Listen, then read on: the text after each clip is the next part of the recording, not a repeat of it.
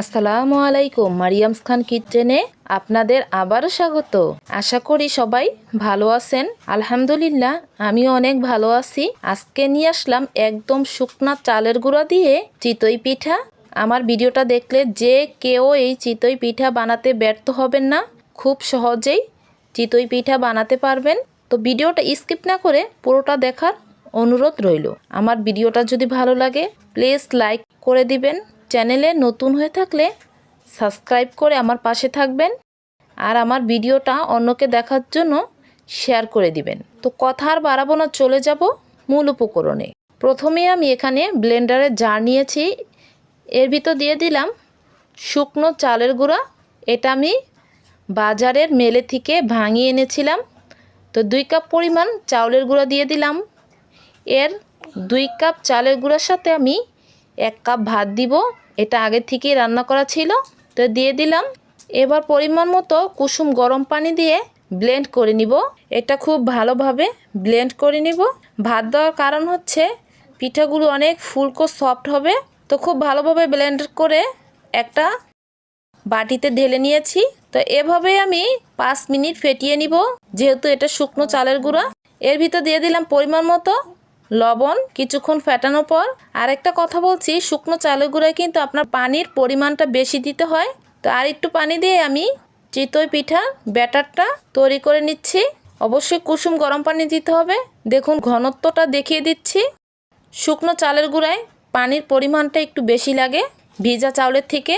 তো ঘনত্বটা দেখেই বুঝতে পারছেন আশা করি। তো চলে আসলাম পিঠা বানানোর জন্য। এখানে আমি লোহার খাস নিয়েছি।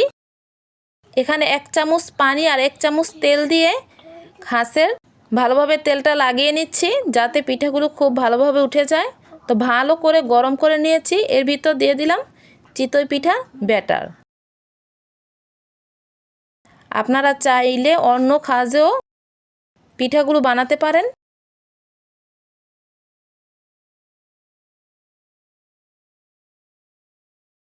তো এবার ঢাকনাটা দিয়ে আমি 3 থেকে 4 মিনিট অপেক্ষা করব। বেশিক্ষণ লাগবে না, যেহেতু পিঠাগুলো ছোট, খুব তাড়াতাড়ি হয়ে যাবে। তো চলে আসলাম 3 থেকে 4 মিনিট পর। দেখুন মাশাআল্লাহ প্রথম পিঠাগুলো আমার কতটা সুন্দর হয়েছে, একদম খুব ভালোভাবে উঠে যাচ্ছে। দেখুন দেখুন কতটা ফুলকো হয়েছে। আমার ভিডিওটা দেখলে যে কেউ খুব ভালোভাবে এই চিতই পিঠা বানাতে পারবে, একটা পিঠাও নষ্ট হবে না। দেখুন মাশাআল্লাহ পিঠাগুলো কতটা সুন্দর হয়েছে, ফুলকো সফট। এটা দুধে ভিজালেও খেতে ভারী মজা হবে। তো দ্বিতীয়বারের মতো আমি পিঠা বানিয়ে দেখাচ্ছি, আবারও তেল লাগিয়ে নিচ্ছি। এবার একে একে দিয়ে দিব চিতই পিঠার ব্যাটারটা।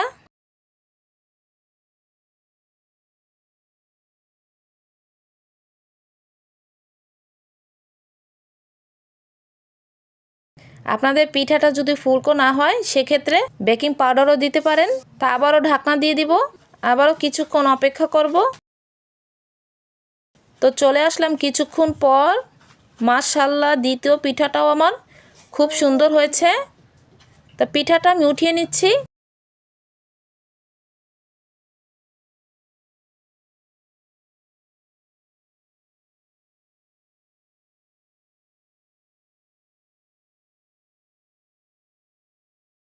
আপনাদের কাছে এরকম খাস না থাকলে আপনারা রান্নার কড়াইতেও বানাতে পারেন। দেখুন পিঠাগুলো দেখেই খেতে ইচ্ছে করতেছে।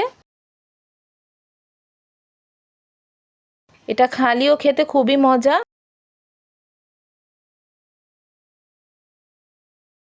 তো একইভাবে আমি সব পিঠাগুলো বানিয়ে নিয়েছি। এর ভিতর অনেক পিঠা খাওয়া হয়ে গেছে। তো কিছু পিঠা রেখেছি আপনাদের দেখানোর জন্য। দেখুন কত নিচটাও একদম পড়েনি কিন্তু। একটা পিঠা ভেঙে দেখাচ্ছি।